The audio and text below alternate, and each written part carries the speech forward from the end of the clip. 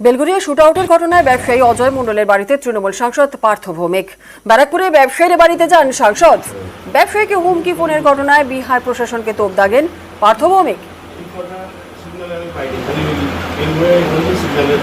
কথা বলবো, টোটাল ব্যাপারটাই তো প্রশাসন ওরিয়েন্টেড, ওরা সচেষ্ট। আমার ধারণা কিছু না কিছু একটা হবে আর কি। আমি পুলিশের উপরে আস্থা আছে। বিহারের জেল থেকে বিহার সরকারের ব্যর্থতা, তাই না? এটা তো বিহার সরকারের ব্যর্থতা। টোটাল ব্যাপারটাই প্রশাসনের গোচরে আছে, প্রশাসন সঠিক পদক্ষেপ নেবে। ব্যারাকপুরে ফের ব্যবসায়ীকে হুমকি ফোন। অজয় মণ্ডলের পর এবার হুমকি আর এক ব্যবসায়ীকে। বিহারের জেল থেকেই লাগাতার হুমকি তাপস ভগতকে। শনিবার বিকেলের পর রবিবার দুপুরেও ফের হুমকি ফোন। এর আগেও নাকি একাধিকবার হুমকি সুবোধ সিংকে। ফের ব্যারাকপুর কমিশনারেটে অভিযোগ তাপস ভগতের।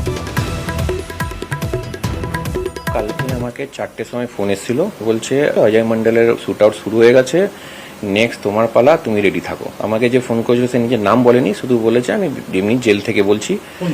বিহার জেল না এমনি কিছু একটা নাম বলেছিল, যেটা মোস্ট প্রবলি বিহার থেকে বিলং করে। আর আজকে যে ফোন করেছে সে তার নাম বলেনি, সে শুধু বলছে বাড়ি থেকে বেরোলে সাবধানে বেরোবে, তোমার মার্ডার হয়ে গেলে বাড়ির লোক তোমার ক্ষতি হবে কি হবে না।